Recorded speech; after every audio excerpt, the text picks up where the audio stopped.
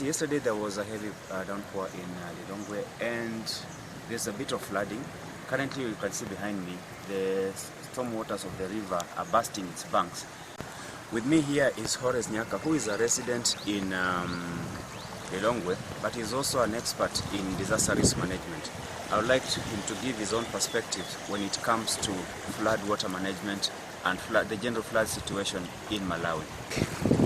Just start by telling us about the general flood situation in Malawi. I think this year it has gotten worse than the previous years, because now we're experiencing floods even in areas which are not traditional flooding areas. But as you can see behind us, some of the reasons causing the flooding in most areas is the agricultural practices and construction in the areas that is obstructing river flows and the traditional water paths. This is coming at a time when there's the overpopulation in the cities and other town centers. So we are having flooding even in the urban areas like this one. We are in a state of national emergency as per what was made by the announcement by the government. What are the immediate humanitarian needs currently? I think as of now, the most important thing to be done is to relocate the people that are still in the affected areas, because the floods are still coming in, like in the southern part of Malawi as you go to Mozambique, and the eastern part of Malawi. Secondly, a lot of people have lost their houses, so there's need for shelter and food and medicine, because the next thing that we're going to have most likely is going to be cholera, because of the water now that is stagnated in people's houses and living areas. You're talking about people using the same water and bushes for toilets and relieving themselves. So these are the most important things as of now. Horace, tell us about harvesting sand along riverbanks. Thank you. This is the Lingadzi River. It is a continuation of Lilongwe River, the most important river for residents of Lilongwe, the capital city of Malawi, because the water that we drink in this city of around 2 million people comes from upstream in the same river.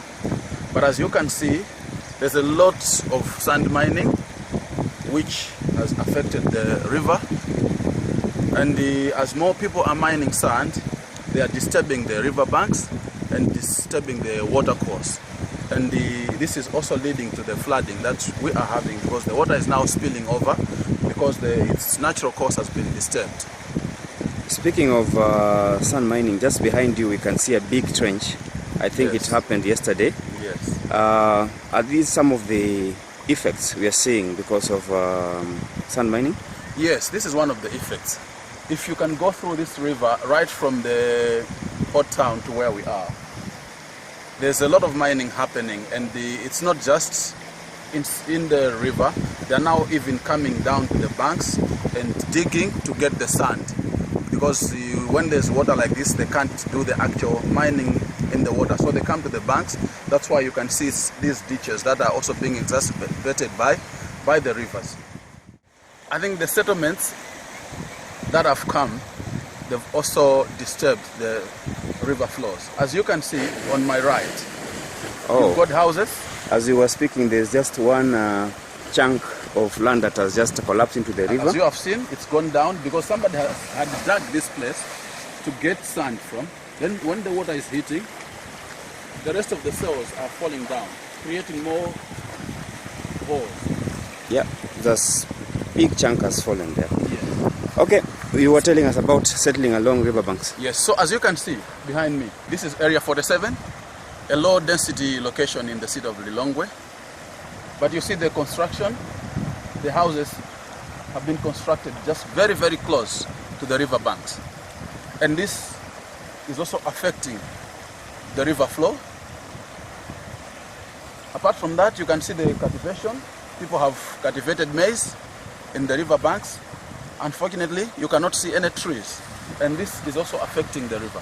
So we really need to do something, plant more trees and avoid constructing very close to the river, so that we can have the river for a longer period of time, and that the river does not cause problems for us in terms of overflooding or even drying up when there's no heavy rains, because we don't have trees to keep the banks in good course.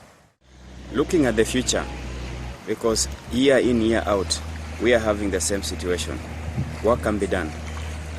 I think there is need to mitigate these issues and prepare, especially when it comes to conservation of trees and the other natural resources.